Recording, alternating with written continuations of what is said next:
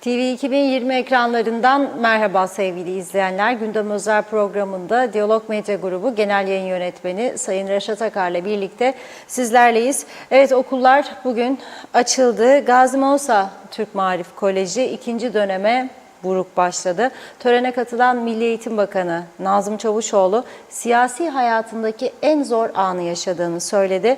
Öğrenciler ise ilk bir saati kucaklaşarak, dertleşerek geçirdi. Sonrasında dersleri çaldı. Bu arada Adıyaman'da ki İSİAS Otel'in hukuki süreciyle ilgili gizlilik kararı alması Kuzey Kıbrıs'ta tepkilere yol açtı. Türkiye'den de bu anlamda sesler var. Herkesin sorduğu soru ortak. Neden sorusu. Sendikalar da yine bu işin takipçisi olacaklarını açıkladı.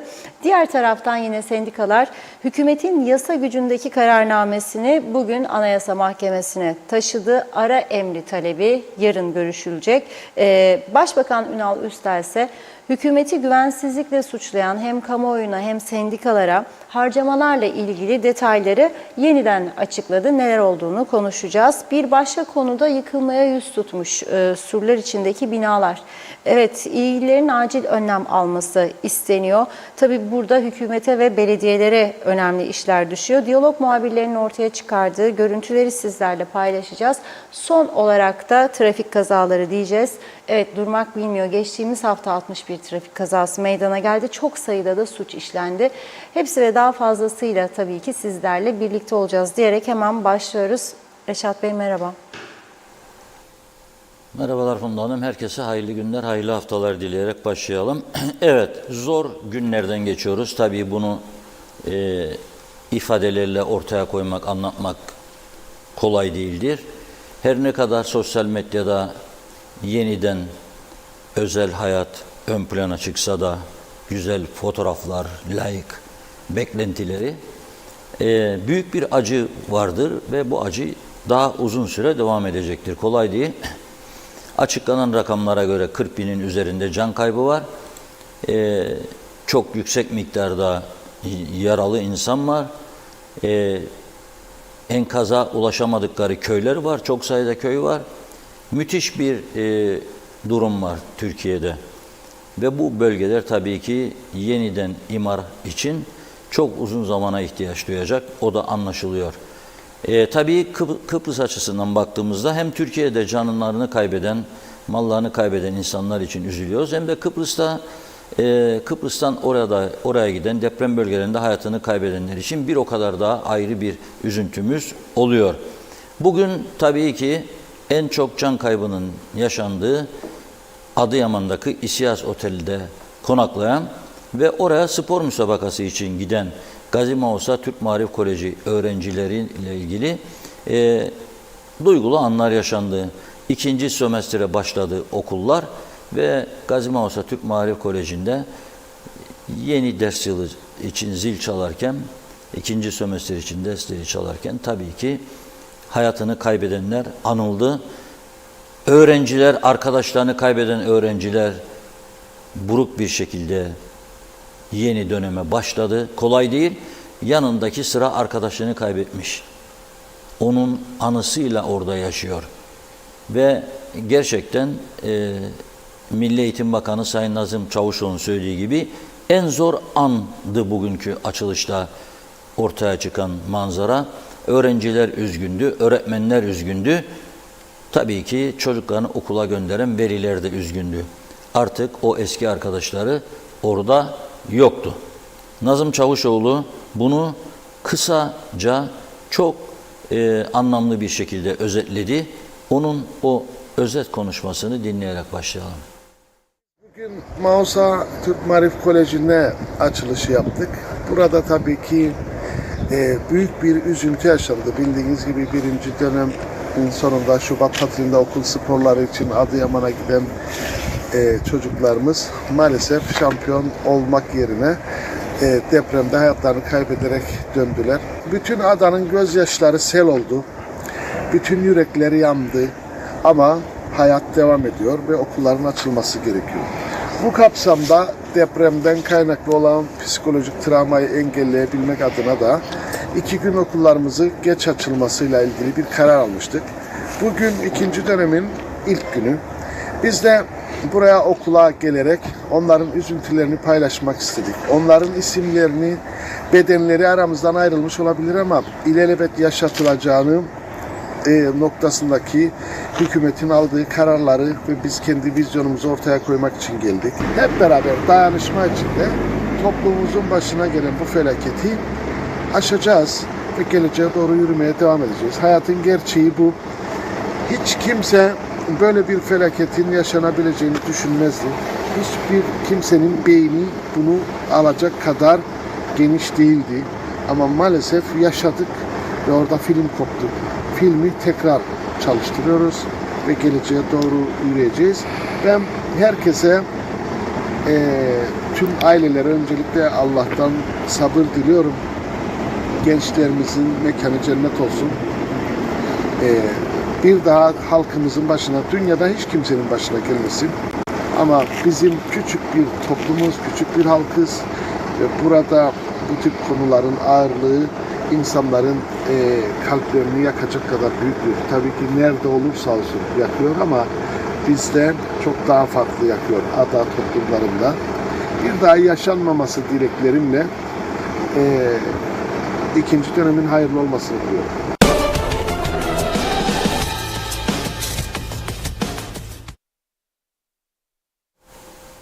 Evet. Tabii bu yaşananlar Türkiye televizyonlarında hepsinde değil tabii. Bazı kanallarda daha gerçekçi bir şekilde tartışılıyor. Deprem birçok ülkede oluyor. Yani hep Japonya'ya örnek gösteriyorlar ama gerçekten Japonya 8 şiddetinde depremde evler yıkılmıyor. Can kaybı olursa 3-5 kişiyle sınırlı oluyor. Nasıl oluyor Türkiye'de bu kadar yıkım oluyor?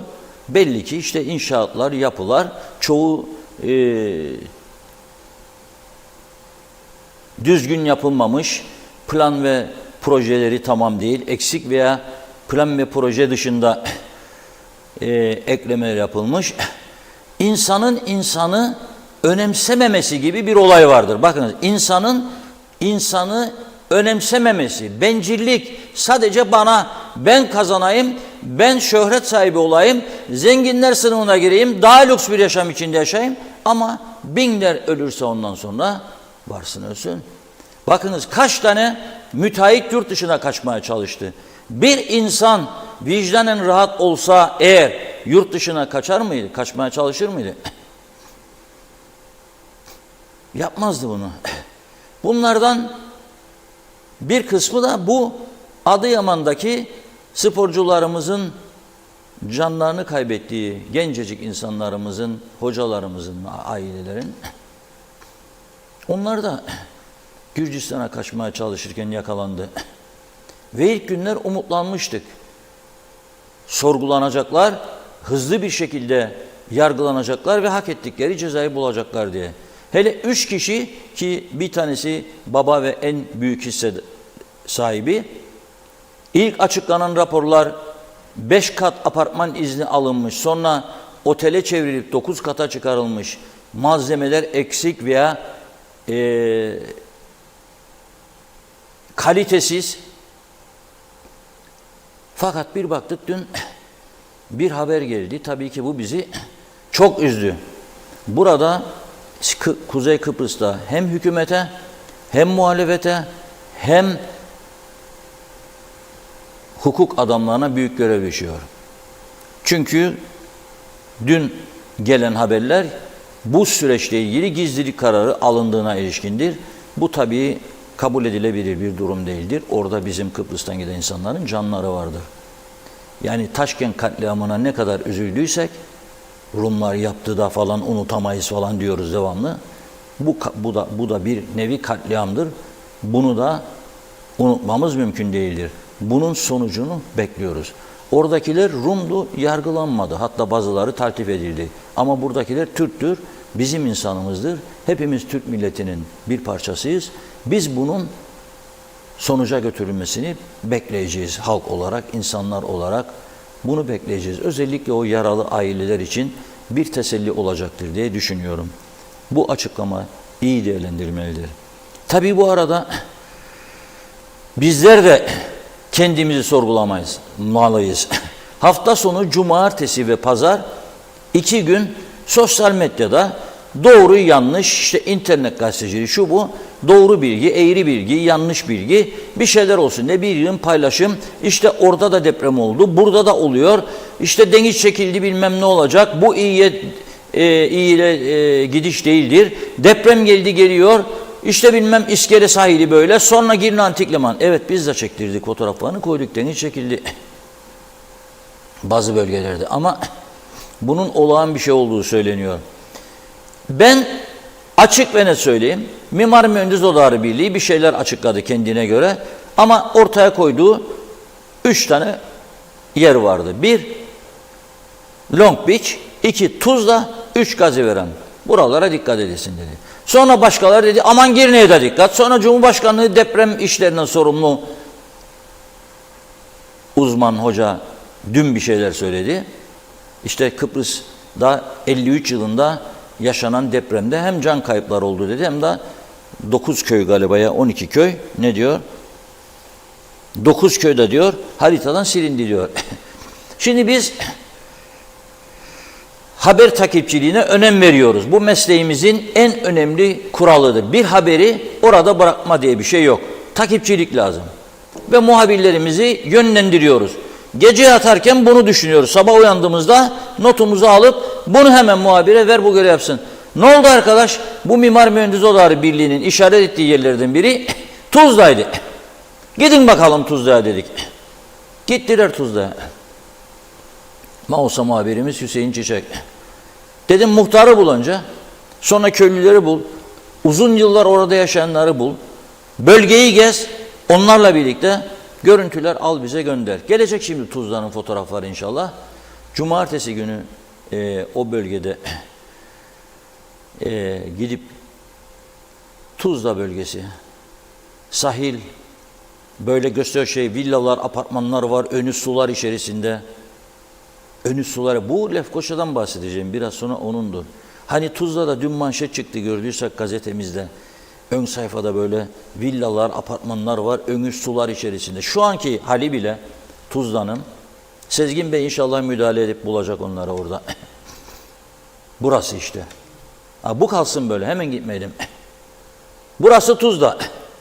O kalsın, o fotoğraf. Gitmeyelim. Burası Tuzla. Şu anki hali bile. Bakın yağmur yok, çamur yok ha. Ama villaların olduğu yerin ön kısmı ve apartmanlar var arkada. Böyle su altında. Şimdi yani normal düşünelim. Mühendis olsanız mimar, buraya ev konut planı çizer misiniz? Bir iddia var, muhtar da diyor ki 74'ten önce Rumlar buraya inşaatı durdurmuştu. Çünkü deniz suyu geliyor oraya. Riskli bölge diyorlar. Toprak kayması diyor Mimar Mühendis Odaları Birliği.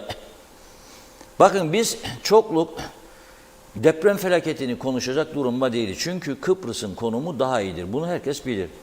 Son zamanlarda yapılan kontrolsüz inşaatlar, dere yatakları üzerine yapılan inşaatlar var. Bir de bu riskli alanlara. Bunlara odaklanmak lazım. Bunları incelemek lazım.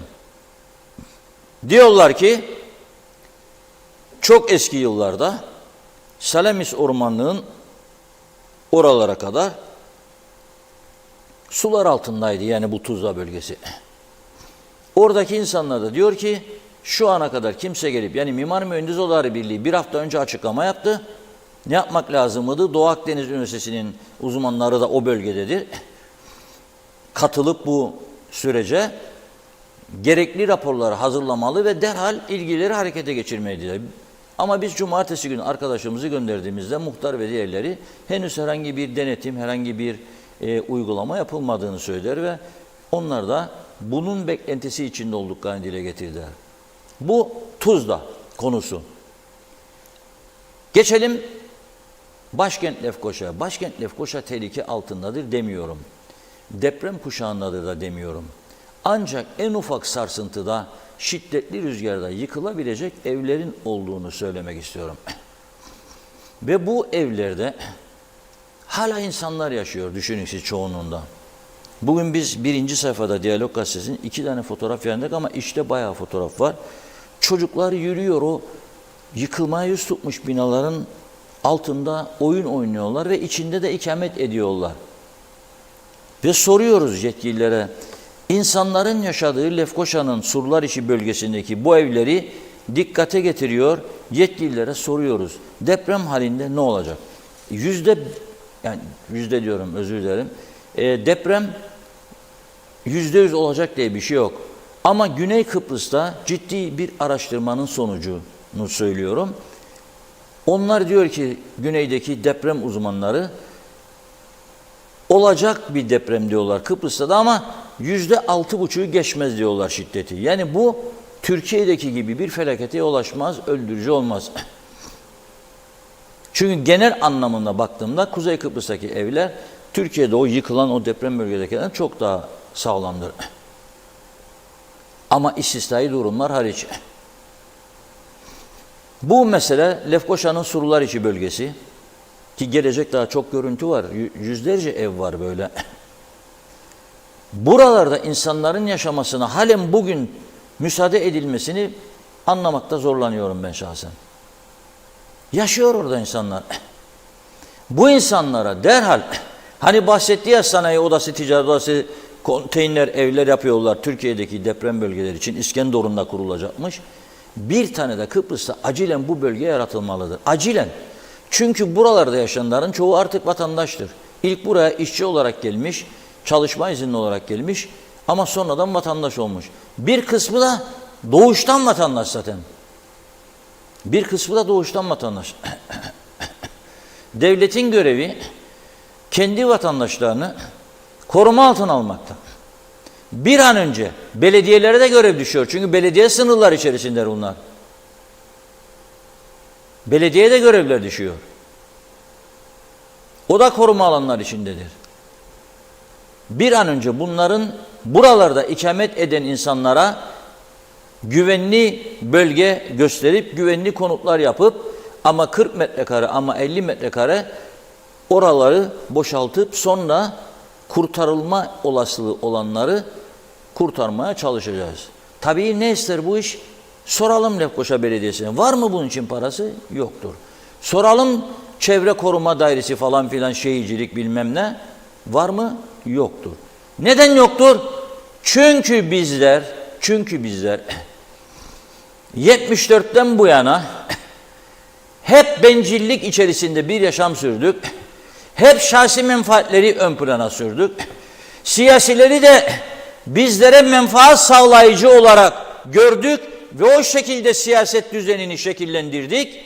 Onlar da seçim kazanmak için hep şahsi menfaat dağıtmaya yöneldiler ve ülkenin en önemli sorunlarını görmezden geldiler. Ne tarihi binaları yenilediler, onlar için bütçe hazırladılar, ne de tarihi eserleri. Birçok tarihi eser var. Çoğu Rumların bıraktığı kilise veya manastırlar. Fakat bakım onarım yüzü görmediler yıllarca. Paha biçilmez değerdeki bu yerler restore edilebilseydi, zamanında koruma altına alınabilseydi, bunlar bizim kazancımız olurdu. En büyük kazanç insanlık onurudur.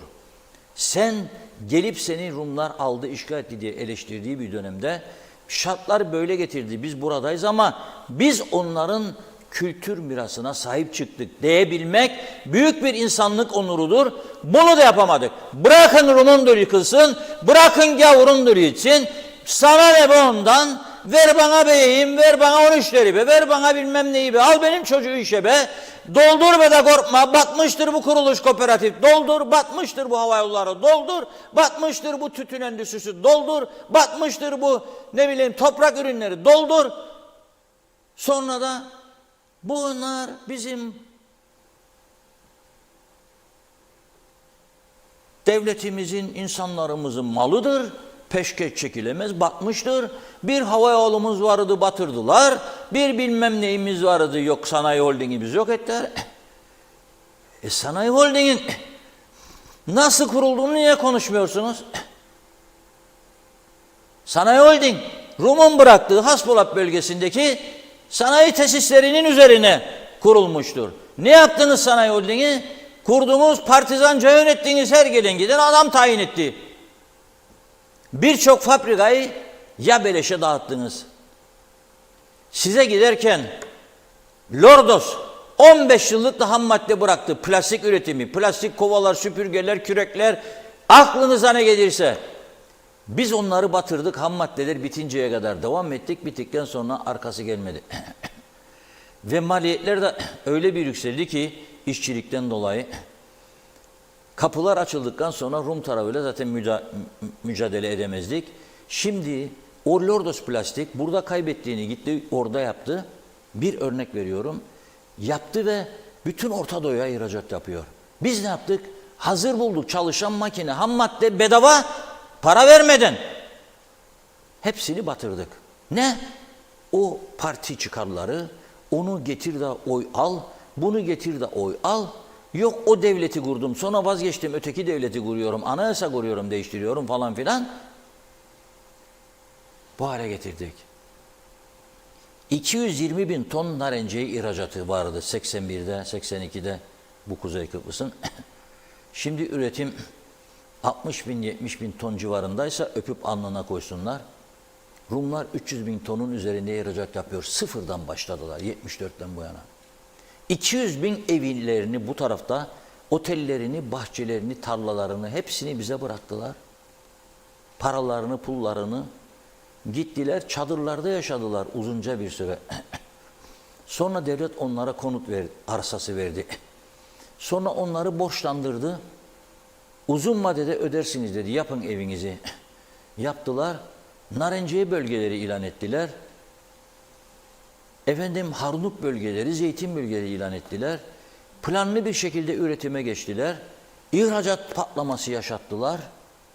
Ve bugün KKTC bütçesinin 1/3 kadar parayı sadece hellim ihracatından elde ediyorlar.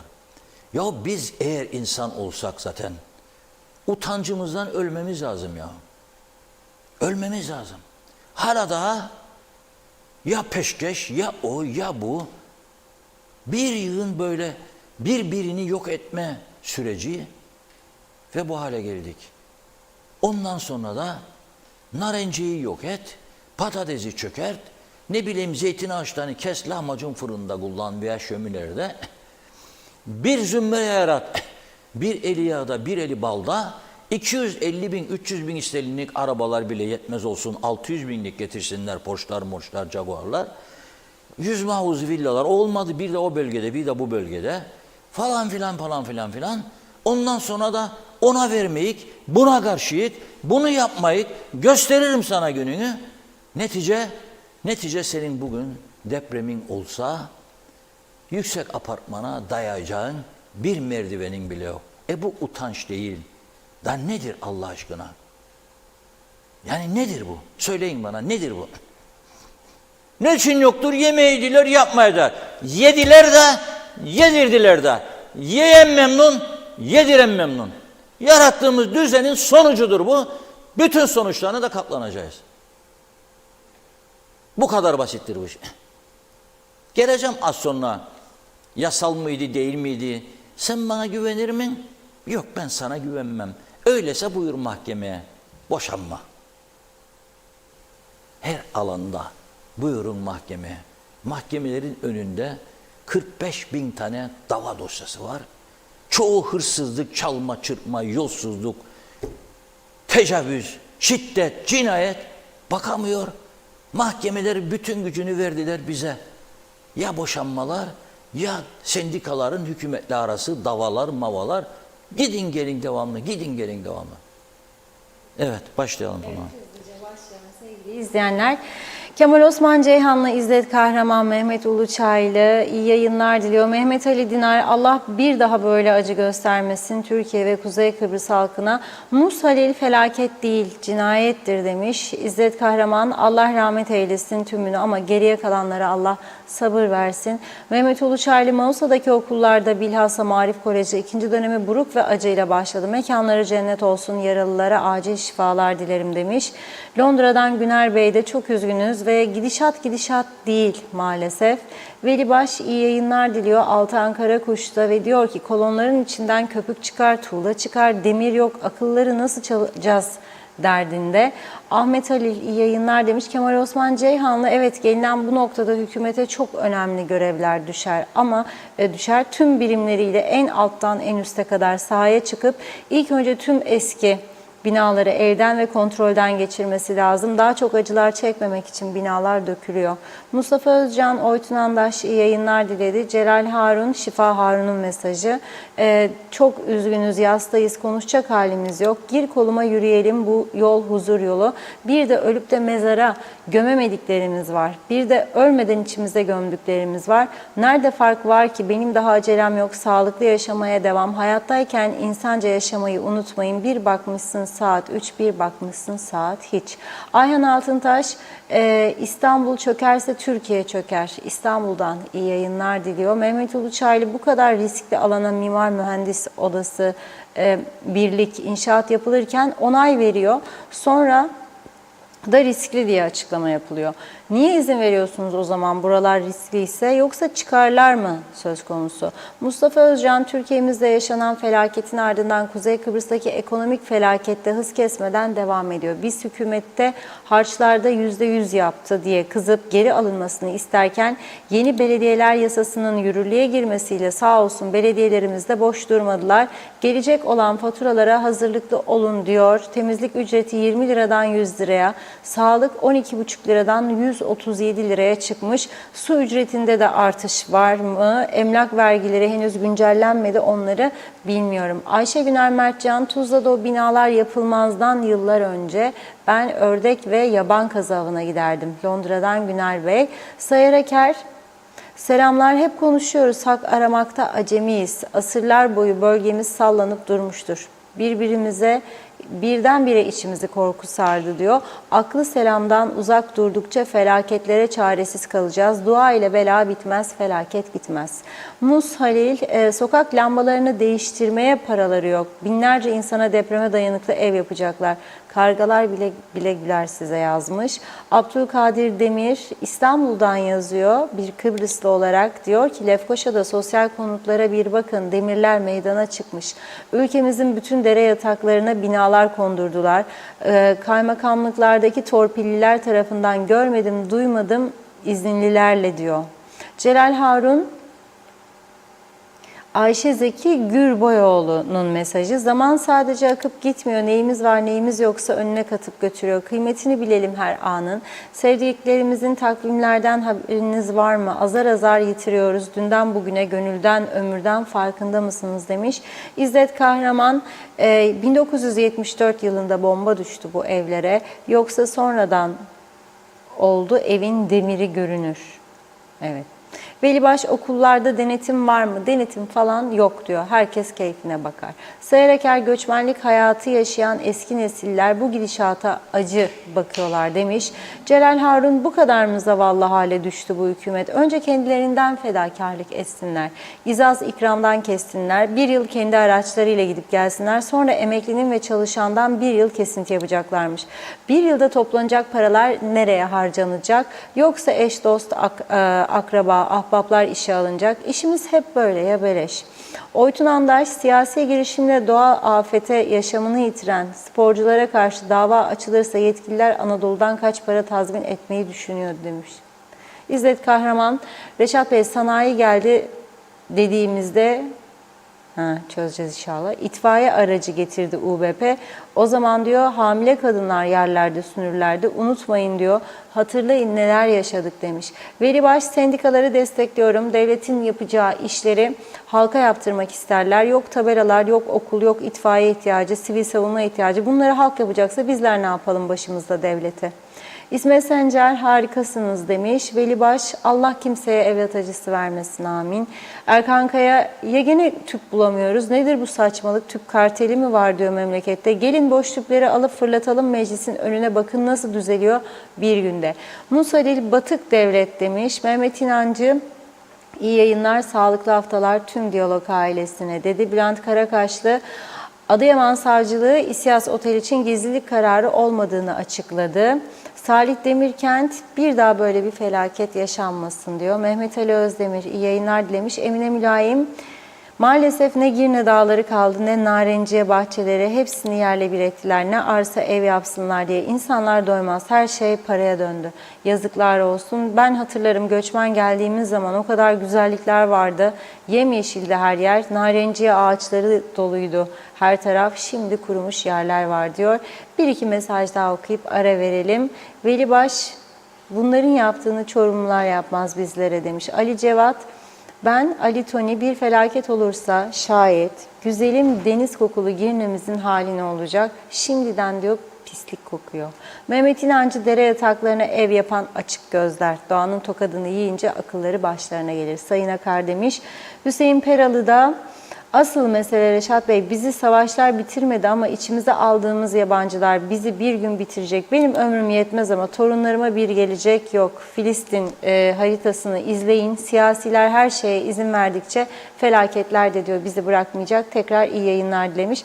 Mehmet Uluçaylı'yı da okuyup ara verelim. Ülkemizde riskli bölgelerde villalar yapıldı. Tek riskli olmayan yer vekillerin koltukları. Oturan kalkmak istemiyor. İş yapan yok. Hastane, eczaneleri demiş bomboş. Kim ilgilenir acaba? Evet, devam edeceğiz. Şimdi bir ara. Buyurun Reşat Bey. Evet, şimdi iki tane farklı cami ekrana getireceğiz. Yani bu tamamen şeydir bunlar. Depremle ilgisi yok. Yapım hataları, bakımsızlık, ciddiyetsizlik, ilgisizlik. Önce Mehmetçi'ye gidiyoruz. Bugün Osman Zorlu Bey paylaştı. Bölgede oturan mühendis Fevzi Çakmak Bey ile birlikte Mehmetçik Camisi'nin minaresini falan incelemişler. Daha önce kısa bir süre önce minarede böyle hafif eğilim ve çatlaklar başlamış. Şimdi ikinci bir kontrol yaptılar ve diyorlar ki birisi gelsin baksın çünkü minare tehlike işareti veriyor. Tesadüfe bakın, bugün Doktor Bülent Dizdarlı da Ortaköy'deki tarihi camiyi gündeme getirdi ve 2 satırlık bir açıklama yaptı. Burası Lefkoşa'nın Ortaköy bölgesi, biliyorsunuz. Lefkoşa'dan Devlet Hastanesi'ne doğru giderken bu caminin önünden geçersiniz. Herkes oradan geçer gider. Veya Girne'den gelirseniz Lefkoşa'ya girerken geçince Devlet Hastanesi'ni orada ışıklardan önce bunu görürsünüz. Hali ortada. Şöyle diyor Bülent Dizdarlı. Sayın Ahmet Ünsal diyor. Ahmet Ünsal Bey biliyorsunuz Din İşleri Başkanı, müftümüz yani. Yaşadığımız bu kötü olaylardan sonra olsun Ortaköy'deki tarihi camiyi tamir ve restore etmeyi düşünüyor musunuz? Yoksa diyor hala görev ve yetkiniz dışındaki işlerle mi uğraşıyorsunuz diyor Bülent Dizdarlı. Bu önemli bir uyarı. Bunun dikkate alınmasını diliyorum. Yani caminin hali ortada. O bölgedeki tabii hani Müslümanız elhamdülillah, herkes cami ister, gidilmesini ister, cuma namazları falan filan. Ama bu cami de bu durumda. Bunun depremle falan ilgisi yok. Bu normal yaşantı sürecimiz içerisinde olması gereken, yani bakımının ve onarımının yapılması gereken bir meseledir. Fakat esas sorun nedir bilir misiniz? Bu tür meseleler için, yani tamir, tadilat, tarihi eserlerin, dini ibadet yerlerinin benzeri işte surlar içinde tarihi binaların üzerinde tarihleri var. Çoğunun 1927-1908 yılında yapılmış. O binalar geçen yabancıya hayran kalır. Bugün birçok Avrupa ülkesinde bu binalar en değerli, en pahalı binalardır. Restore edip onları koruyorlar, sağlamlaştırıyorlar. Fakat bizde böyle bir şey yok. Onun için ben programın başında bunları gündeme getirdim. Şimdi hükümet de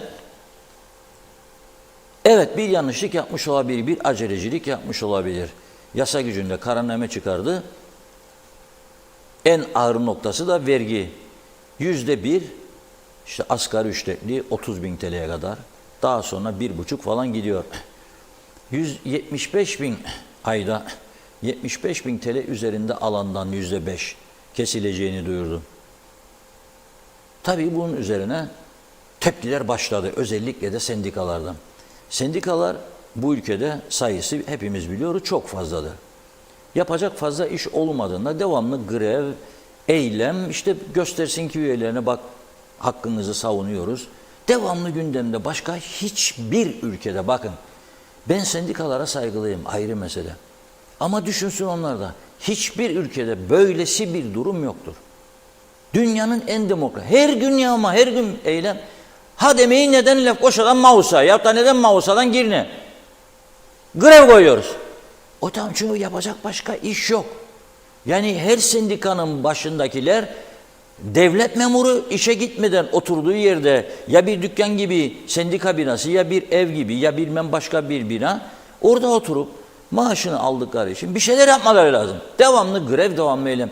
Ama bu küçücük ülke hem hala da bir ateşkes anlaşması bile yok. Her zaman gerilim içerisinde, yarın bir savaş olup olmayacağı bilinmez. Bir çözüm olup olmayacağı bilinmez. Türkiye yardımları kesmesi halinde, yardım yapamayacak hale gelmesi halinde ne olacağı bilinmez. Hiçbir ekonomik kaynağı olmayan, ne madeni, ne kömürü, ne bileyim petrolü, ne gazı, hiçbir altını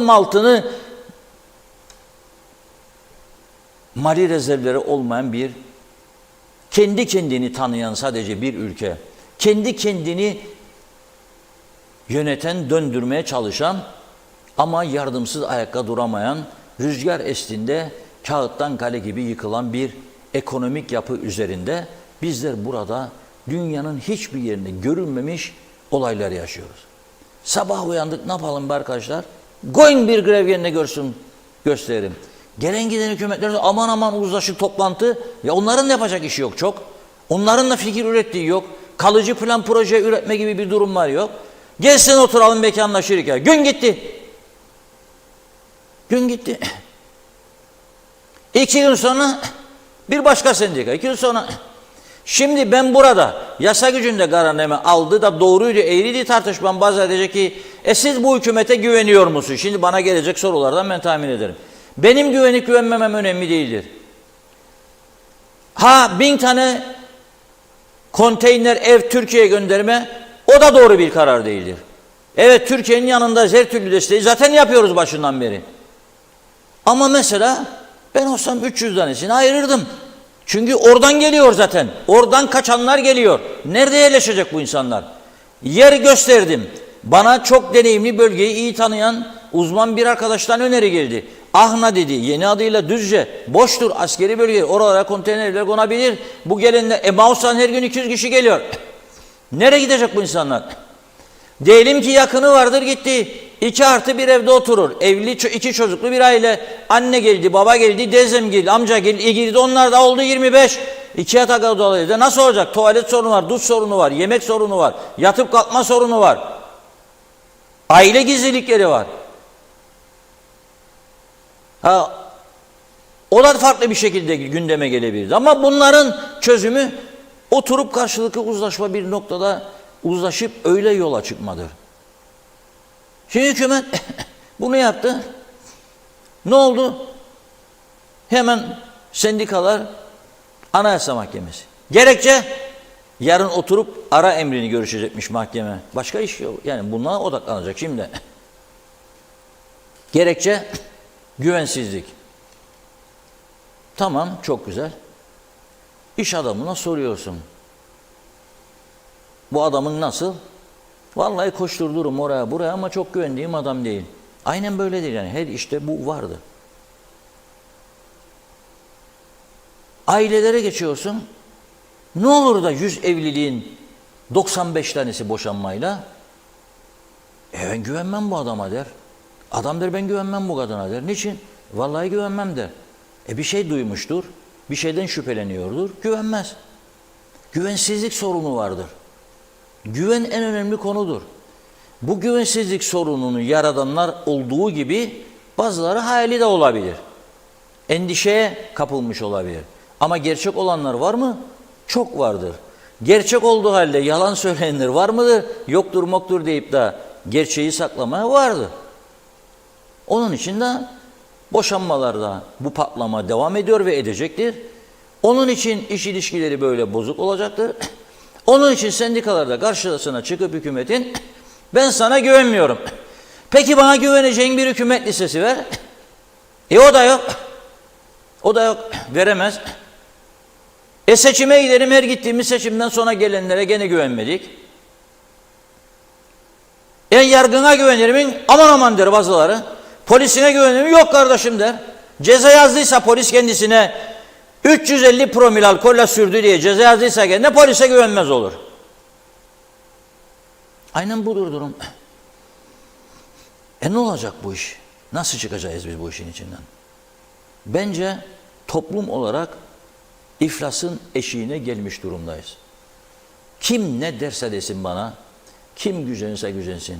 Bu toplum kendi öz kültürünü, kendi sağlam duruşunu, kendi cesaretini, kendi fedakarlıklarını, kendi dostluk ilişkilerini, insanlığını büyük ölçüde yitirmiştir.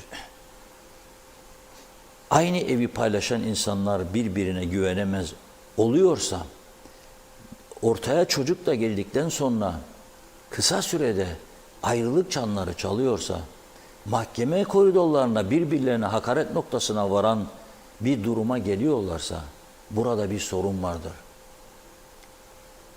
Sabahleyin çok değerli bir psikolog hanımı dinledim Funda Hanım'ın programında. Çok da beğendim.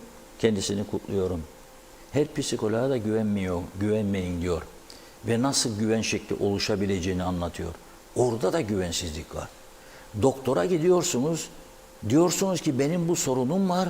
Doktor size şu olabilir, şu da olabilir dediğinde güvensizlik ön plana çıkıyor. Diyorsunuz ki acaba mı? Ya söylediğini uyguluyorsunuz, netice alamadığınız zaman da başka doktorun kapısını çalıyorsunuz. Netice alıyorsanız, ha demek ki benim doktorumun söylediği doğrudur diyorsunuz. Avukat tutuyorsunuz, avukat meğer o bir tarafı, dava ettiğiniz tarafın avukatıyla anlaşıyor. İki tarafta ne kadar komisyon alacak, çakçuk meselesine dönüştü bu ülkede maalesef. Sizi oyalıyor, meğer o tarafta perde arkasından başka dolaplar çeviriyor. Ha bütün avukatlar böyle mi? Yok tabii değildir. Yani ben genel olarak konuşuyorum. Budur yani. Şimdi ne olacak? Bekleyecekler mahkemeyi. Şimdi ayın bugün kaçı? 20'si. Kaldı 8 gün. Hatta emeklilerin 6 gün. Şimdi maliye, sosyal sigortalar maaş çeklerini hazırlarken bu daha durmak zorundadırlar.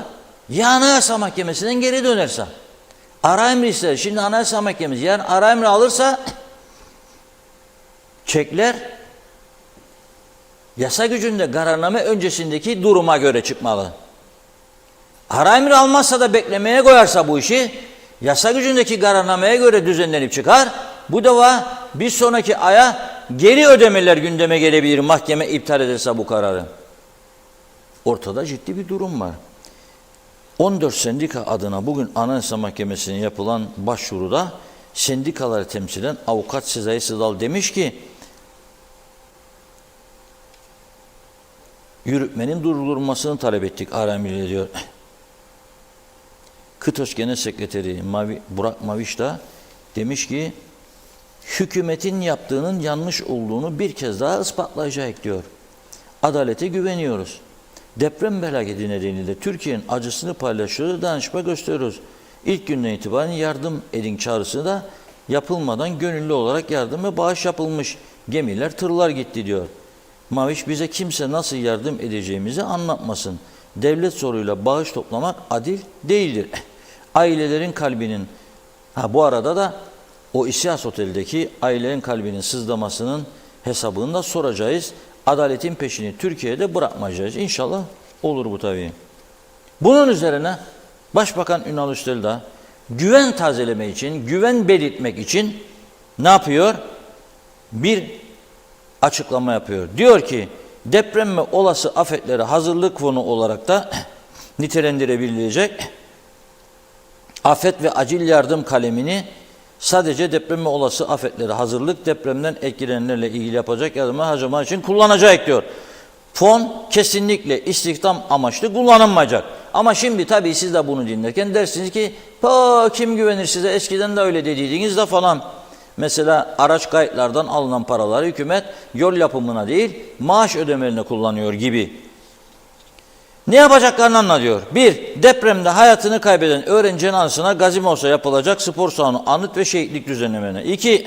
Türkiye'de yaşanan deprem felaketini, evlerini kaybeden insanlara yapılacak olan Kıbrıs Türk Dayanışma Platformu tarafından düzenlenen 1000 prefabrikli konutluk yardım kampanyası için toplanan bağışların yetersizliği durumunda konut yapımı, mefruşat taşıma, kurulum ve oluşabilecek diğer ihtiyaçlar. 3. Yapılacak depreme dayanıklılık denetimleri sonucunda okul binalarında ihtiyaç duyulacak yapısal iyileştirmelerde veya yeni okul yapımında.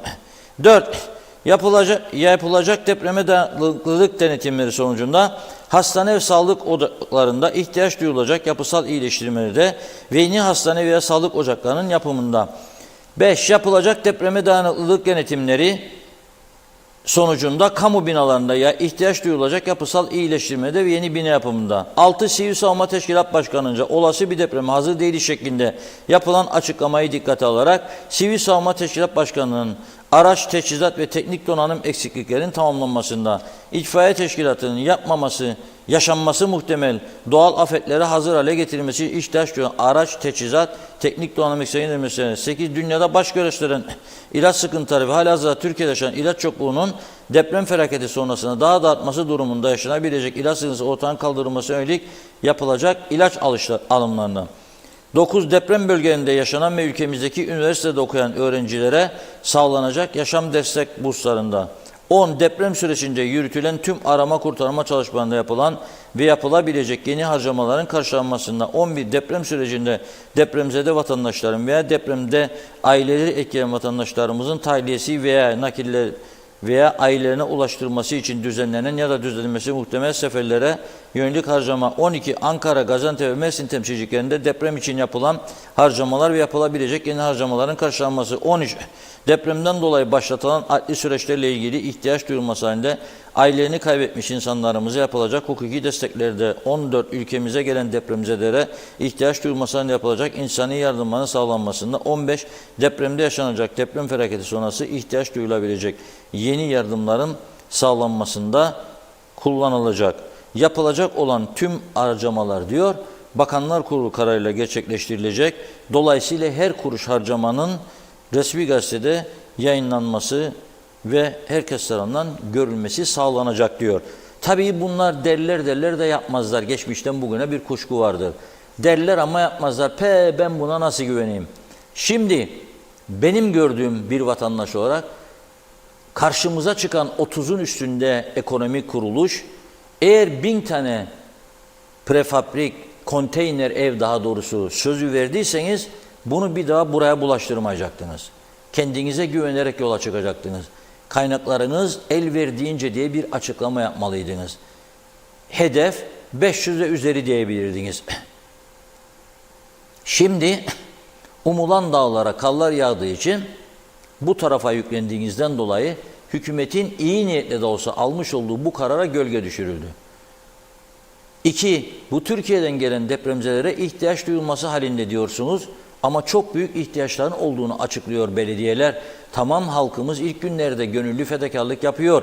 Evinde fazla hırka, kazak, ceket varsa pantolon götürüp veriyor gelenlerin giymesi için ama bu bir süre sonra duracak. Bunların yeni ihtiyaçları ortaya çıkacak. Bunlar doktor isteyecek, hastane isteyecek, ilaç isteyecek, okul isteyecekler. Bunları nasıl karşılayacaksınız? Daha fazla insan, daha fazla ihtiyaç demektir. Gıda ihtiyaçları olacak. Nereden? İşte onun için bir fon. İlk adım ne yapılmalıydı? Örtülülerin durdurulması. Yaptı mı hükümet? Yaptı. İşte diyecektiniz buna adını koyup deprem fonu veyahut da depreme hazırlık fonu. Bu fonun içerisine akacak bu örtülü ödenek. Ve diyeceksiniz ki şu an itibariyle Maliye Bakanlığı 2023 bütçesinde öngörülen şu kadar örtülü ödenek bütçesini fona aktarmıştır. Fonumuz şu anda şu kadar artıdadır. İkinci adım. Kurum kuruluşlara yapılan yardımlar durdurulmuştur. Resmi gazetede yayınlandı. Bunlar için ne kadar ayrılmıştı? İsim vererek bu isim ayırdığınız bütçede yardım miktarı toplam şu kadar, isim bu kadar, toplamı bu kadar fona aktarılmıştır. Fonun bugünkü bakiyesi budur. Üçüncü adım, biz lüks tüketimi vergilendiriyoruz. Madem %1 olamaz, madem güvensizlik var, madem anayasaya aykırıdır, o zaman ben de lüks tüketime koyarım, kimse itiraz edemez. Koyarım, koyduğum zamanda aldığım parayı fona koyarım, harcarım. Nedir önceliklerim?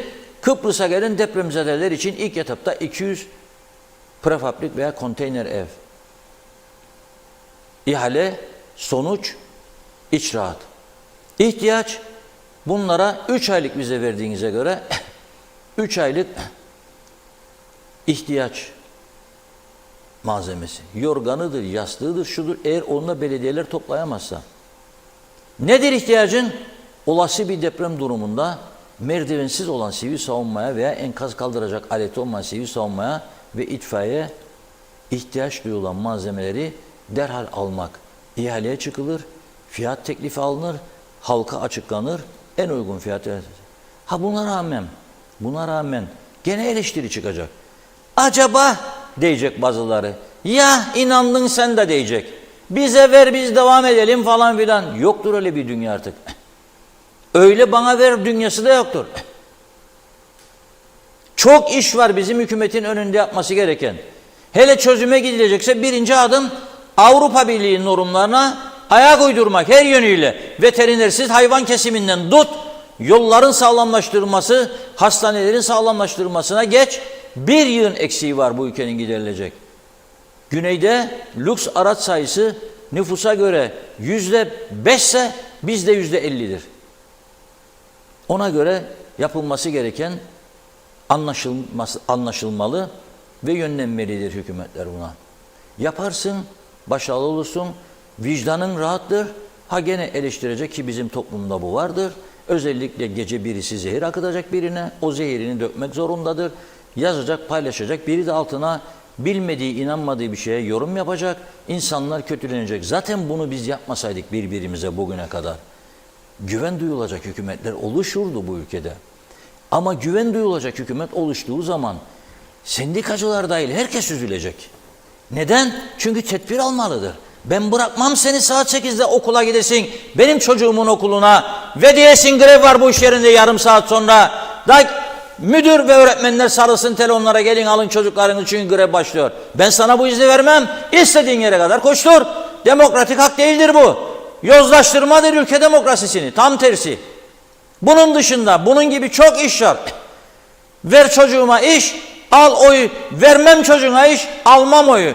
Kaldırırım üniversite eğitim alda yedek subay uygulamasını, çünkü ihtiyacın yoktur bu ülkede. Herkesi er yaparım güneyde olduğu gibi eşit bir şekilde meslek eğitimlerine yönlendiririm. 300 tane 400 tane beden hocası geziyor bu ülkede. Sonra ne iş yapıyor birçoğu biliyor musunuz? Ne? Koruma görevini talep ediyor. Seni eleştirdi, kes önünü basta ya diyor, al 10 bin lirayı benden diyor. Ne iş yapan diye soruyorum, bodyler böyle, özel aşağı. Abi diyor ben diyor falanın yanında diyor onun özel işlerini takip ederim. Ha, aferin, aferin. Siz 3 kuruşluk bu ülkeyi, bir avuçluk bu ülkeyi bu noktaya getirdiniz. Sağ sol hepsiniz birlikte. Anayasaya sarıldık şimdi. Peki sorarım, kaç tane insan bugün mahkeme kapısında olan KKTC'ye destek verir? KKTC'yi desteklemeyen bir insan nasıl olur onun anayasasına sarılır ya sonra? Tamamen hayatımız sahtekarlıklarla doludur. Tamamen. Hepimiz birbirimizi kandıra kandıra arkamızı, sırtımızı okşa okşa bu hale geldik. Yalan dünyası kurduk kendi kendimize. Yemin ederek söylerim, ben dahi artık çevremdeki insanlardan dahi kuşku duymaya başladım. Her söylediği doğru mu acaba? Yalan mı söyler, doğru mu söyler? Takipçilik şeyimi artırmaya başladım. Çünkü gerçekten hayat yalan dünyası oldu. Beynimize işledi bu iş ya. Tümümüzün aslında tedaviye ihtiyacı vardır. Benim de, senin de, onun da, ötekinin de. Olmaz be abi böyle şey. KKTC'yi istemiyorum, tanımıyorum. Her fırsatta onlarla birlikte barış için bilmem ne. Sonra KKTC anayasasına aykırı. Yahu tanımadığın devletin anayasasına nasıl sarılın ya? Nasıl bir iş bu? Onun için söylüyorum ey Kıbrıs Türk halkı. Beğensek de beğenmesek de, güvensek de güvenmesek de sağlam bir çözümün kapısını zorlamalıyız. Bu düzen değildir. Bu düzen sürdürülemez. Bir ay sonra mı çökecek, 3 ay sonra mı bilemem ben. Allah korusun derim ama depremler kaçınılmazdır. Yarın bir İstanbul depremi sonrasında seninle ilgilenecek bir Türkiye hükümeti bulabilecek misin sen acaba oralarda milyonların sorununa uğraşmak varken? Da acaba normal maaşları alabilecek mi çalışanlar ve emekliler? Neden bunları düşünmüyoruz? Neden bir araya gelip daha üstün fikirlerle tek bir yumruk gibi çıkamıyoruz? Gerçekten anlamakta zorlanıyorum. Buyurun Funda Hanım. Hızlıca başlayalım. Giden kayıp mesajlarımız oldu. Tabii Mehmet Soylu'nun mesajını görüyorum ilk. Sizi sürekli izliyorum. Takdire şayansınız Reşat Bey. Toplum layık olduğu idareyi arar, bulur, yönetir. Bu topluma bu yönetim yakışır. Bu mesajı okursanız memnun olurum demiş Mehmet Soylu Gelincik köyünden. Ayhan Altıntaş size her hafta içi takip ediyorum İstanbul'dan. İnşallah Allah bir daha böyle acılar yaşatmasın diyor. Çağatay Donlar İSİAS Oteli davasında gizlilik kararına pahasına olursa olsun kaldırılmalı. Kuzey Kıbrıs hükümeti hiçbir baskıya boyun eğmeden insanlık adına elinden gelen her şeyi yapmalıdır. Bu konuda Gaye Kök, bizim ülkede her yerde bir boş vermişlik var. Deprem olmasına gerek yok. Bunca binanın yıkılmaya yüz tuttuğunu şimdi gördüler. Arif Koruoğlu, sendikalar bu ülkenin garantisidir. Çünkü hükümet beceriksiz ve adaletsiz davranıyor demiş. Turgay Gezen, Türkiye'de yaşanan ve on binlerce insanın canına mal olan deprem felaketi yaşanmamış olsaydı aklımıza yapıların güvenliği gelecek miydi? Hayır, gelmeyecekti. Biz öyle bir milletiz ki başımıza bir felaket geldiği zaman parçalarımız tutuşmaya başlar. Nedense önceden tedbir almayı pek akıl etmeyiz. Bu huyumuz sadece depremle ilgili değil. Her konuda aynı vurdum duymazlık diyor. Yol güvenliği olmadığı için sık sık kazalar oluyor. Aynı şeyi konuşuyoruz. Ormanlarımız yanıyor. Aynı şeyleri konuşuyoruz. Çok sık olmasa da aşırı yağışlardan sel felaketleri oluyor. Yine aynı şeyleri konuşuyoruz. Sadece konuşuyoruz ama gereğini yapmıyoruz demiş. Oytun Andaş, Avrupalı Kıbrıs'ı Türk kimliğinin yanındadır. Kimliciğinin yanındadır. Anlayamadık. Peki demiş Oytun Andaş. Peki bir siyaset, 1000 Kıbrıs'ı Türk, 1001 Anadolu Türkleri Avrupa kimlik, hak ve insan haklarından daha mı değerli demiş. Elif Bağbaşı, çok teşekkür ediyoruz mesajınıza. Sağ olun. Meral Kavaz, kolay gelsin sizlere, balık baştan kokar diyor. Böyle düzen dünyanın hiçbir memleketinde yok.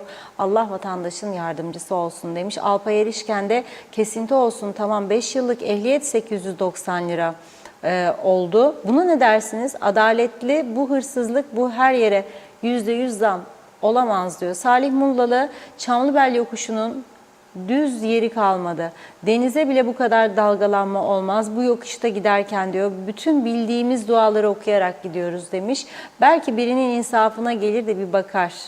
Evet, İsmet Ezel ara emri nasıl çıkabilir yazdı. Evet, Engin Sedat Töz'ün detaylarını açıklayacağız. Geri çekti diyor hükümet yasa gücündeki kararnameyi. Cumali Avşar iyi yayınlar dilemiş. Zeren Turalı, ilmin, bilmin, tecrübenin, becerinin, ciddiyetin, sorumluluğun, denetimin, vicdanının olmadığı bir diyarda çıkarın, menfaatin, partizanlığın, ayrıcalığın nüksetmediği bir ortamda daha ne beklenebilir ki demiş. Nilüfer Canova, kişilerin devleti yönetenlere güvenmemesi çok vahim bir durum ama halk bana göre haksız da değil. Yılmaz Nasiboğlu, bu saydıklarınızı yapmaları için 10 yıl kesinti yapsalar mümkün değil, yapamazlar demiş. Fazilet Bıldırcın, Cem Uzan açıkladı diyor. AK Parti yöneticileri hakkında Lahey İnsan Hakları Mahkemesi'ne avukatlar dava açmak için hazırlık içindeler. Neden Türk ordusu 72 saat sahaya sürülmedi? Daha çok insanın ölümüne sebep olundu. Eski Yugoslavya yöneticileri soykırım ve insanlık suçundan Lahey'de yargılandılar diyor. Engin Sedat Töz'ün Tuzla bölgesindeki yapılara kim izin verdi? 74 öncesi haritalarda ölü olan yazarmış, doğru mu acaba diyor. Salih Boran da yeni ev yapımında sivil savunma katkı payı alınırdı. Bu paralar nereye gitti diye sormuş. Zehra Cürcüoğlu, hani deprem amaçlı ulaşımlar bedavaya yapılmıştı. Sayın Arıklı bunun için teşekkür üstüne teşekkür de etmişti. Şimdi ne oldu da kesintiden bu harcamalarda karşılanacak demiş. Evet, Özeş Oğuz, örtülü ödeneklerin durdurulduğu bilgisinin yalan olduğu konuşuluyor diyor. Mehmet İnancı, Sayın Arıklı bir kez daha açıklamış, yeni havayolu kurulacakmış. Bu kaçıncı? Geçen yıldan beri nakarat. Ben inanmam diyor Mehmet Bey. Emine Çağlar'da konteyner konusundaki fikrinize katılıyorum Reşat Bey. Buraya gelecek halkı nereye yerleştirecekler? Külliye yapmayıp onun parasıyla yapsınlar konteynerlere. Acil olan külliye değildir. Buraya gelen evsiz kalan halka barınacak yer yapmaktır demiş. Mehmet İnancı, evet geçmişe götürdü bizi, hatırlayalım. Okulları temizlemeyen zihniyetlerden diyor ne köy olur ne de kasaba. Yaptıkları akıl alacak gibi değil dedi.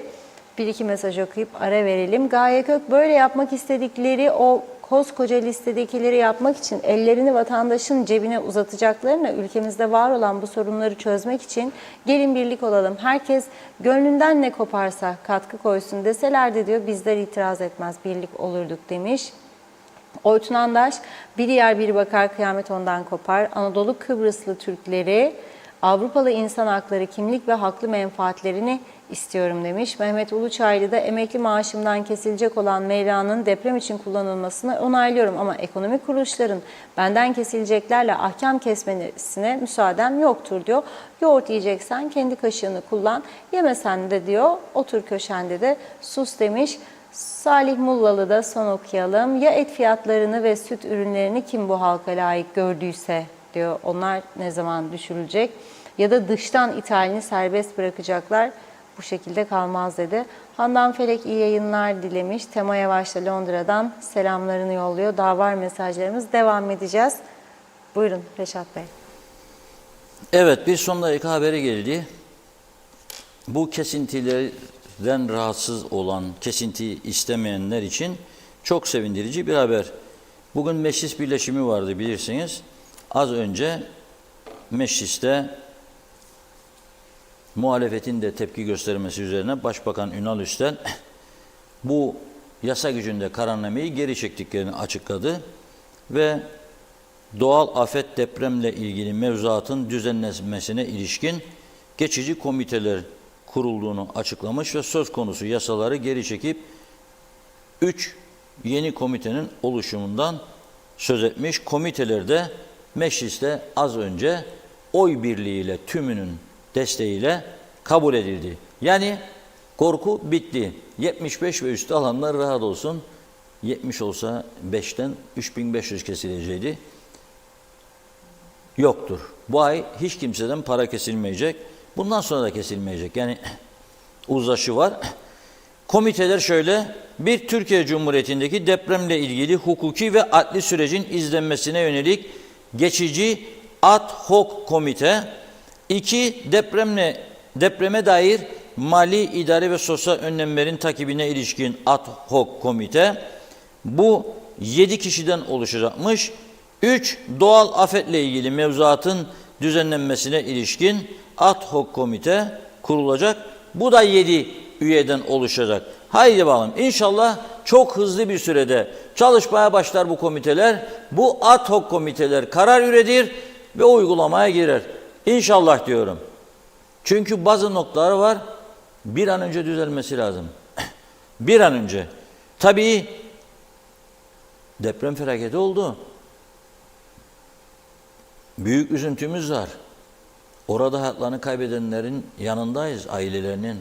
Destek olabildiğimiz kadar olacağız. Ama buraya girişler de kontrol altına alınmalıdır. Başından beri hepimiz bunu söylüyoruz. Hükümetin bu konuda çok ciddi tedbir alması lazım. Burası yani 200 bin, 300 bin akım olursa kaldıramaz. Okulu yok, hastanesi yok, yolu yok, sokağı yok. O miktarda yardım sağlayabilecek olanakları yok. Ondan sonra da bizi getirdiğinizde bak bizi bunu yaptığınız durumları çıkacak. Ayrıca söylenmesi lazım ki ülkeyi terk edenler Türkiye'de oradaki haklarını kaybedecekler. Yeni konut ve bunun gibi durumlar. O nedenle 3 aylık vize veriliyormuş. Bu 3 ayın hitamında bu insanlar geri memleketlerine dönecektir herhalde. Çünkü zaten karar bu noktada alınmış. Bir başka, inşallah doğrudur bu haber, geldi şimdi düştü. Bunu da sizinle paylaşmak istiyorum. Adıyaman Cumhuriyet Başsavcılığı bir açıklama yapmış. Deprem soruşturması kapsamında yürütülen İSİAS Otel dosyası da dahil herhangi bir dosyada gizlilik kararı bulunmuyor diyor. Demek ki dün akşam ortaya atılan iddia gerçek bir iddia değildir. Veya öyle bir karar alındıysa şu anda bir değişiklik yapılmıştır ve böyle bir uygulama söz konusu olmayacaktır. Bu da önemli bir mesajdır. Son derece mutlu olduk bu mesaja. Gizlilik olamaz. Açık ve net bir şekilde her şey tartışılmalıdır. Ben bu noktada Doğu Akdeniz Üniversitesi'nin mimar ve mühendislerinin bölgede İSİAS Otel'in olduğu bölgede yapmış oldukları araştırma ve ortaya çıkan sonuçları paylaşma hassasiyetlerine bir kez daha teşekkür ediyorum.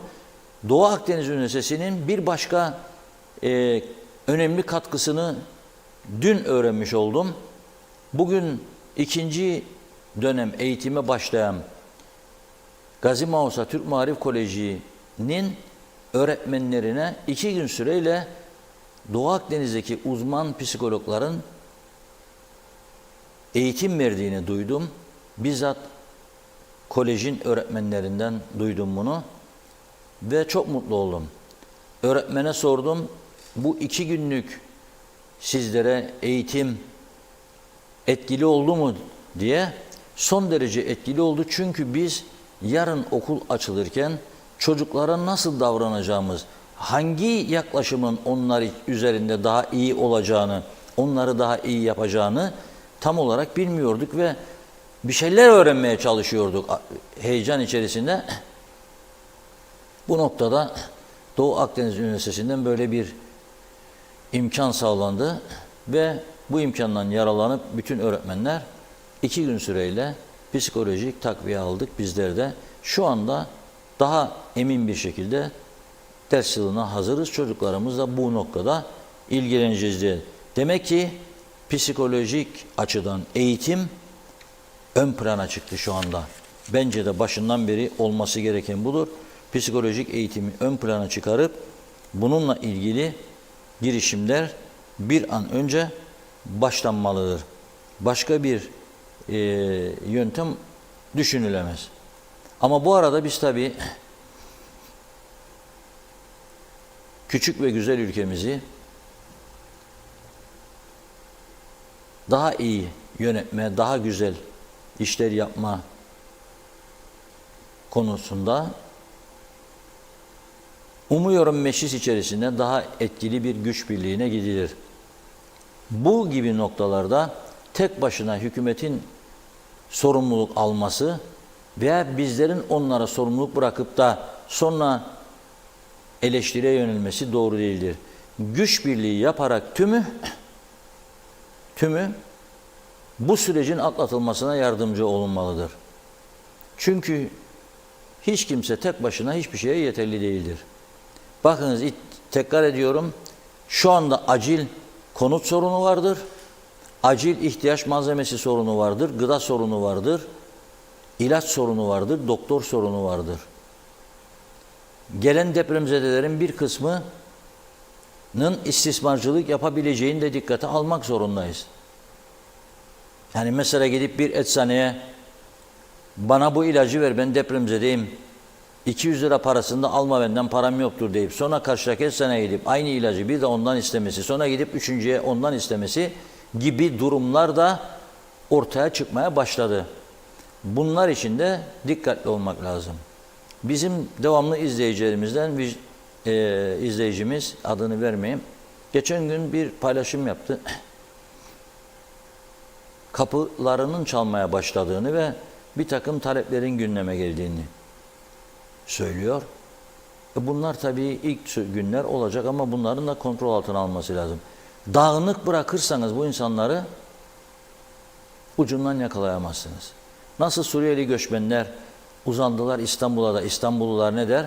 Aman Allah'ım, hiç ne rahatımız kaldı ne huzurumuz kaldı. Aynı durum burada da söz konusu olacak bir süre sonra.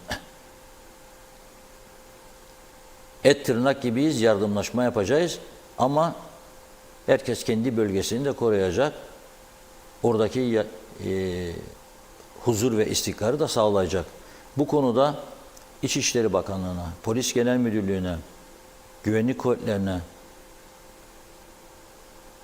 Çalışma Bakanlığı'na çok ciddi görevler düşüyor. Daha sıkı denetim ve kontrol. Artık hiçbir şey eskisi gibi olmayacak diyor herkes. Ama eskisi gibi olmayacağını da gördüğümüz halde daha iyi bir ortam hazırlanması konusunda da adım atılmıyor. Parasız hiçbir şey olamaz. Hiçbir şey olamaz. Parasız hiçbir şey olamaz. Bunun için hızlı bir şekilde kaynak yaratması lazım hükümetlerin. Ve o parayı da gerçekten halkın bilgisi dahilinde açık ve şeffaf bir şekilde kullanmaktan başka bir çare yoktur. Ve tabii bu arada deprem oldu. Üzüntümüz arttı. Ne bileyim şu sorunumuz var, psikolojik sorunlar falan var diyerek aşırı derecede alkol aldıktan sonra da yollara çıkmayalım. Çünkü geçen haftanın trafik raporu yine çok kötü. Bir haftada 61 trafik kazası, 14 yaralanma. Bu ne oluyor ya? Polisin açıklamasına baktığım zaman uçuyor millet. İnanılmaz bir sürat var. Suçların çoğu sürat. 13-19 Şubat tarihleri arasında 61 trafik kazası, 13'ü yaralanma, 48'i hasarla sonuçlanmış. Dönem içerisinde meydana gelen kazaların sebepleri süratli araç kullanmak, dikkatsiz sürüş yapmak, kavşakta durmamak, yakın takip ve diğer etkenler. Kazaların sonucunda 2.577.000 maddi hasar meydana geldiği belirtiliyor. Ve bu arada bir haftalık süre içerisinde yapılan trafik kontrollerinin sonucunu aktarıyorum size. Gerçekten ilginçtir. 9.053 araç sürücüsü kontrol edildi. Şimdi size soruyorum. Kıbrıs Cumhuriyeti pasaportu 172 ülkede geçerlidir. Sadece 7 ülke vize ister. Sadece dünyada 7 ülke dünyanın en itibarlı pasaportlarından biridir. Neden? Küçük ülkedir. Ne kadar da Ruslara ve Çinlilere, mafyali babalarına parayla verseler de bunlar genel rakamı içinde çok azdır. 172 ülkenin hangisine acaba sorsanız size bizdeki durumla benzerlik gösterirler? Hangisinde? Avrupa bekle bizi geliyoruz. Hangi Avrupa ülkesinde? Soruyorum. 9.000 araç kontrolünde 790'ına ceza kesiliyor. Hangisinde? Hangi ülkede var? 790 kişi 9.000'de 790'ı suç işliyor. Hangi ülkede var bu? İngiltere'de yaşayanlar size sorarım. Var mı böyle bir şey İngiltere'de? Avustralya'da yaşayanlar, Almanya'da yaşayanlar. Var mı ya böyle bir şey? Yoktur. Bunun 284 tanesi sürat. Çünkü bakınız 18-25 yaş arası Avrupa'da, İngiltere'de böyledir. Sürat arabası alırsanız size öyle bir sigorta parası çıkarırlar ki arabanın parasından daha değerli, daha yüksek. Onun için korkar insanlar. Zengin olsa da vermez. Yani araba aldın sen mesela ikinci el bir sürat arabası 20.000 sterlin, sigorta çıkar 28.000 sterlin. Bir yıllık sigortadan söz ediyorum. Niçin yapar bunu bu insanlar? Yani İngilizler bizden daha mı geri zekalı? Yani biz onlardan daha ileri zekalı mıyız yani? Neden? Çünkü diyor ki adam o yaş grubu çok fazla sürat meraklısıdır. Kaza yapıp da bir zarar görmesini engellemek devletin görevidir diyorlar. Biz devleti yok ki ben ondan daha fazla para alayım da gelirlerim artsın. Yok, onu caydırmaya çalışıyorum diyor. Bizim burada yıllardır bunu konuşuyoruz, değişen bir şey yok arkadaş. Alan memnun, satan memnun. Bırak çocuğu alsın bilsin ya. Görmen hayatta kısa ne zaman alacak. Babası kazanır öder. Yoktur öyle bir şey ya. Böyle bir kültür yoktur. Onun için 790 tanenin 284 tanesi doğrudan sürat. 3 tanesi tehlikeli sürüş. 25 tanesi dikkatsiz sürüş. Ruhsatsız seyri söyle ruhsatsız 89. Alkollü 10. Seyir halinde cep telefonuyla konuşmak 79. Kemersiz 43. Trafik işaretine uymamak 55. Daha nasıl bunu konuşalım ya? Demek ki ne ister? Ne istiyor bu? Daha çok denetim istiyor. Daha çok ceza, ağır ceza istiyor ve caydırıcılık istiyor. Hadi buyurun mecliste yapın bunu. Buyurun mecliste yapın. Bekliyoruz. Onun için oradasınız. Niye geciktiriyorsunuz bu konuyu yani? Evet Hanım, son mesajları geçelim ama bu arada söylüyorum. Hükümet yasa gücündeki kararnameyi geri çekti. Ay sonu maaşlardan kesinti yok. Herkeslerin bir oh çekebilir.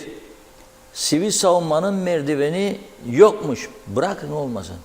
%0,5 güvenlik kuvvetleri için 0,5 fon konmuştu. Bizdeki ekonomik örgütler aman Allah'ım aman Allah'ım. Pahalılığın nedeni budur. Bir de güvenlik kuvvetleri fonu eksikti. Bir memleket onun için bağlı şu bu. Korkuttular siyasileri. Onlar da gittiler güvenlik kuvvetleri komutanına dönemin. Dediler ki görüyorsunuz ekonomik örgütler bizi topa tutuyor. Pahalılık oluyormuş %0,5. Çektiler geri.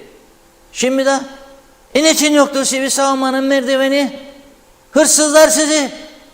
Hırsız aslında kulli. Budur. Özeti hiç gocunmam. Merdiveni yoktur diye üzülmeyin sivil savunmanın. Yangın yandığı da çıktı da helikopter yoktur. Ne olmazsız bir helikopter hırsızlar para ister. O parayı sana yetiştirir. %85'i bütçesinin maaşlara gider. Nasıl çıkacak bunun içinden? Eğer seçim öncesi istihdam isterik. Al çocuğu, al gıççatçıyı, al oğlancıyı, getir bilmem neyi, götür bilmem neyi, oraya buraya. Böyle düzen yarattık kendi kendimize. Her an, her dakika çökmeye mahkum bir düzen. Bence çok uzun ömrü kalmamıştır bu düzenin. Kalmasını isteyenler bildikleri bütün duaları okuyabilirler. Şimdiden başlayın. Açın elinizi, bütün duaları okuyun. Evet onlara. Evet, Sayıraker'de kalmıştık. Diyor ki Türkiye'de deprem felaketinin en büyüğünü yaşadı. Hükümetler vergi topladılar.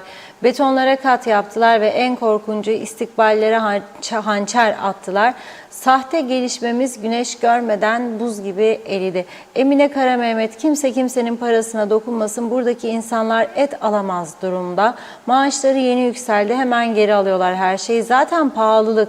Hükümet yardım etsin diyor, kendi yardım etsin, kendi halkını düşünmeyen bir hükümet istemeyiz. Handan Felek, inşallah çözüm olur da demiş. Özkan Bişmiş, bizde henüz nüfus belli değil. Hiçbir okul, ne hasta, ne hapishane yeterli mi belli değil diyor.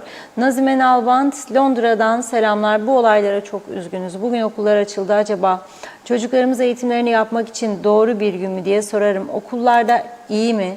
Her şey. Bu meleklerimiz hiç aklımızdan çıkmıyor. Mekanları cennet olsun. Ailelerine sabırlar ve unutamayız. Serhat Yarkın, kararnameyi geri çektiler. Yapboz tahtası yaptılar diyor.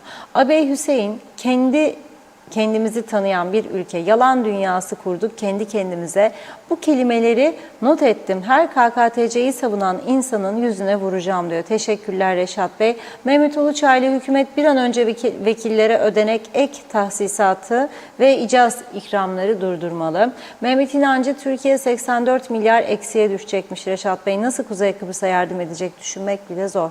Çağlar İneci, Türkiye'de 65 bin lira konteyner. Üstel neden 175 bin lira dedi? Burada bir haksızlık yok mu? Yolsuzluk var. Bülent Karakaşlı, evet, maaş kesintisiyle ilgili kararnameyi söyledi. Erdal Yarkın, iyi akşamlar, iyi yayınlar yazmış. Doğan Falyalı, bu durumda işlerimiz pamuk ipliği kadar güçlüdür.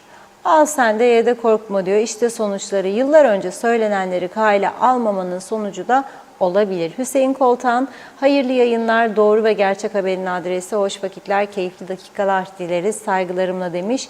Miktat Korkut, yurt dışında bir araba getirir bir şahıs 90 gün Kıbrıs'ta kaldı diye cezaya giriyor. 3000 sterlin galericiye aktarıyorlar, olur mu bu demiş. Nazime Nalbant, senelerdir her yerde evler, çok iş yeri, dokunsan düşecek. Allah korusun, eğer deprem olsaydı bakın son dakikaya her şeyi bırakıyorlar. Halk kime güvenecek? İlle de bir şey mi lazım diyor. Ona göre mi yapsınlar soruyorum. Salih Muldalı, halkı düşünerek organize bir şekilde fahiş fiyat artışlarına bir çekidüzen verilmeli. İsmet Ezel, komite demek yaz tahtaya demek. Evet, Oytun Andaş, hükümet istifa etsin, sendikalar yönetsin, vay özel sektörümün haline demiş. Eda Bilgin Seraksoy, yıllarca maaşlardan deprem vergisi kesilmişti. Hani nerede bir sığınak yapıldı diyor. Ulus Barani, yasa gücünde kararname ile halktan para kesilmesini geri çeken Başbakan Üstel ve ekibi para istemek için başka ne yapacaklar acaba bekleniyor demiş. Bir de sigaraya 1 lira yerine ne kadar zam yaptılar, o kısmı yanlış yazılmış. Onu da geri çeksinler. Uğur Erol, iyi akşamlar diledi. Arif Mustafa Cüce'de. Evet, bakıyorum. Çağatay Donlar, deprem gününden beri elektrikler kesilmiyor. Bir zahmet kesilmesin. Zaten toplumumuzun psikolojisi, siniri maksimum seviyede. Demek ki istedikten sonra idare edilebiliyormuş. Zeliha Adaman da iyi yayınlar diledi. Doğan Falyalı, depreme dayanıklı olması için küçük evler yapılmalı diyor. Dirençli olsun. 53'te olan depremde evler çok katlı büyük olsaydı durum feci olacaktı. Bakın eskiler ne demiş? Ev sığışacağın kadar, malda gözün gördüğü kadar. Boşuna dememişler. Geniş düşünmek lazım. Hatice Momin, iyi yayınlar. Arif Karakaya, Reşat Bey hep söylersiniz güvensizlik konuları. Açık açık söylüyorum, benim maaşımdan kesinti yapılabilir ama TV'lere çıkıp bu kadar konteyner ev yapacağız diyen kişiler kendi aralarında topladıkları miktarı niye o program sırasında açıklamadılar? Bir gün sonra çıkan yasa gücünde kararname ile halktan niye katkı istendi? Toplum nasıl güvensin diyor. Türkiye'yi ve yaşadığı felaketi içimizde hissettik ilk günden. Herkes elinden geldiğince yardım yaptı. Gerek AFAD, gerek Ahbaba. Tahmin edilmeyecek kadar diyor. Binlerce şekilde yapıldı demiş. Yönetenler bunu kendi bildiği gibi yaptı veya yaptırdı diyor. Erol Topçu'nun mesajı var. Cenk Alp'te, ülkede son zamanlarda kafe ortamlarında dilenciler dediğimiz şahıslar dadanmaya başladı. Rahatsız oluyoruz diyor. Bu konu hakkında da konuşursanız seviniriz demiş. Evet, Olive Paradise, son zamanlarda memlekette Rus-Ukrayna plakalı araçlarla doldu. Sol direksiyonla cirit atarlar. Bir kısmında iş yapar. Anlam veremedim demiş. Ayhan Altıntaş, Oytun Andaş, iyi akşamlar diliyor. Mustafa Gürsoy da Malatyalılar Derneği'nin açıklamasında Kıbrıs'a gelen depremzedelerin Türkiye'deki hakları kaybedeceklerinden bahsediyor. Bu durumda Kıbrıs'a gelenler gerçekten ne kadar depremzede olabilir demiş. Mehmet İnancı, Londra'da yeni ehliyet alan gençlerin sigortaları hayli kabarık diyor. Evet, bakıyorum. Elif Bağbaşı da iyi akşamlar, iyi yayınlar dilemiş.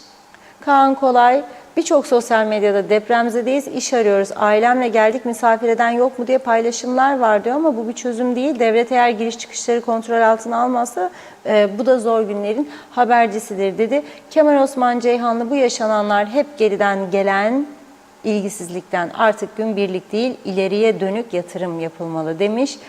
Bir iki mesaj var. İlker Çetin, İSİAS Otel'in savcılık dosyasına gizlilik gelmesine ne diyorsunuz dedi. Soner Sabriler de komşum Kıbrıs'a bir 4 yaşında Mercedes götürdü. Gümrük 22.000 sterlin istemiş. Olur mu bu kadar diyor. Ayıp demiş. Emine Çağlar da aynı şekilde İSİAS Otel'le ilgili mücadele edelim diyor. Evet, çok çok teşekkür ediyoruz mesajlarınıza. Buyurun Reşat Bey. Evet, Emine Hanım da diğer bir izleyicimiz de diyor ki gizlilik kalksın diyorlar. Ama ben biraz önce söylediğim o bölümü kaçırdılar herhalde. Adıyaman Cumhuriyet Başsavcılığı açıklama yaptı. Gizlilik yoktur diyor hiçbir dosyada. İSİAS dahil diyor. Yani o gizlilik koyduklarına ilişkin iddialar yalanlanmış oldu resmi bir ağızdan. Gizlilik yoktur. Açık bir şekilde süreç ilerleyecek diyorlar. Onun için de buranın bir hukuk komitesi oluşturup bir an önce oradaki sürece dahil olmasında ben fayda görüyorum. Gizlilik yoktur diyor. Adıyaman Cumhuriyet Başsavcılığı'nın açıklamasını okudum az önce. Yeni gelen bir bilgiydi. Buradan aktardım. Bunun bilinmesine var. 2. Hala maaşlardan kesinti yasa gücünde kararnameden söylüyor. O da iptal edildi diyorum. Az önce mecliste hükümet o yasa gücünde kararnameyi geri çektiğini açıkladı. Bunun üzerine meclisten oy birliğiyle karar geçirip 3 tane farklı komite kurdular. Bu komitede birlikte çalışıp birlikte karar üretecekler. Ondan sonra kamuoyuna açıklanacak. Bu da güzel bir gelişmedir. Ama önemli olan hızlı bir şekilde çalışıp netice almaktır. İnşallah bunu başarırlar. Bizler de takipçisi olacağız. Buradan sizlerle bu bilgileri paylaşmaya devam edeceğiz. Önümüzde hem depremin yaralarını sarmak var, hem yaşanan sıkıntıları ortadan kaldırmak var, hem de geleceğe yönelik kararlar var. Bakın Kıbrıs konusunu hiç konuşamıyoruz bile. Halbuki Rumlar yoğun bir şekilde hazırlanıyor.